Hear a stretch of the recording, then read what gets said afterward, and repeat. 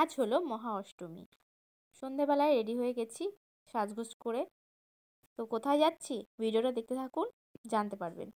তো সবাই মিলে রেডি হয়ে এই যে টোটোতে করে বেরিয়ে পড়েছি। এখানে আছি আমি, ওইদিকে আছে অমৃতের মা রিয়া, আমার বোন, মা, আমার ছেলে শ্লোক আর আমার দিদা। সবাই মিলে চলে এসেছি দুর্গা আশ্রম। আজকে মহাষ্টমী, তো ভাবলাম যে সন্ধেবেলা সবাই মিলে ঘুরে আসা যাক। আর এখানে এসে পৌঁছতে না পৌঁছতেই আমার ছেলে এই দেখুন ঘুমিয়ে পড়েছে মার কোলে। তো ছেলে মায়ের কাছে আছে, আমি একদম নিশ্চিন্ত, কোনো চাপ নেই, ভালো মতো ঘুরতে পারবো। তো এখানে মন্দির তো আগে থেকেই করা আছে, তাছাড়াও এখানে আলাদাভাবে পুজো করা হয় প্রতিমা এনে। আর তাছাড়াও প্রত্যেক দিন যে প্রতিষ্ঠিত মন্দির সেখানে পুজো করা হয়। তো আজকে যে এখানে সন্ধ্যা আরতি হচ্ছিল, আর আজকে যেহেতু মহাষ্টমী এবং দুর্গা উৎসব হচ্ছে বাঙালিদের এত বড় একটা উৎসব, তো প্রচুর প্রচুর ভিড় ছিল এখানে, অনেকজন মানুষ এসেছে। আর এই দুর্গা আশ্রমটা না একদম জলঙ্গি নদীর পাশে অবস্থিত। তো সেই জন্য হচ্ছে বেশ ঠান্ডা একটা হাওয়া আসছিল। আর যেহেতু অক্টোবর মাস, তো অক্টোবরে তো অল্প অল্প ঠান্ডা পড়েই যায়, তো একটু ঠান্ডা ঠান্ডাও লাগছিল।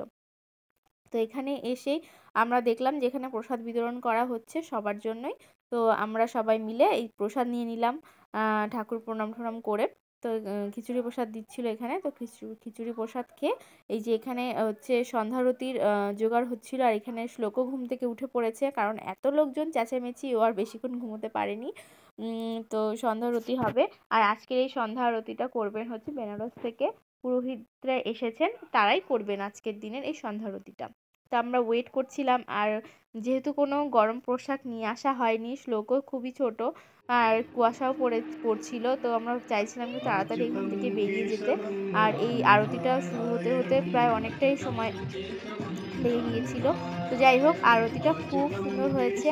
আর যেহেতু প্রচুর ভিড় ছিল, মানে ছোট জায়গার মধ্যে মানুষজনের ভিড়ে আমি আর বেশি ভালো মতো দেখতে পারিনি।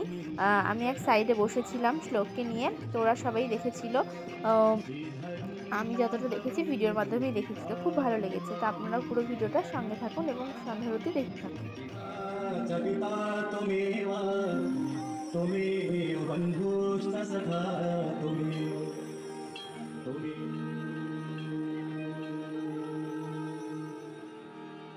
गजाननं भूतगणादिसेवितं कपीध्यजं हलसारुभक्षणम् उमासुतं शोकविनाशकरपादपङ्कजम् आपदामपहरितारं दातारं सर्वसम्पदां। সম্পূর্ণ সন্ধ্যা আরতি আর দেখতে পারিনি আমরা, মানে দেখিনি, অনেক রাত হয়ে যাচ্ছিল আর ঠান্ডাও লাগছিল বেশ আমাদের সবারই। তো এই যে টোটো করে আবার বাড়ি চলে এলাম। আর এই যে মা শ্লোককে এই মুজো আর এই জুতোটা কিনে দিয়েছে। শ্লোক তো খুব খুশি নতুন জুতো পেয়ে, এই যে হাঁটাহাঁটি শুরু করে দিয়েছে। তো যাই হোক, আজকে ভিডিওটা এখানেই শেষ করছি, দেখা হচ্ছে নতুন ভিডিওতে।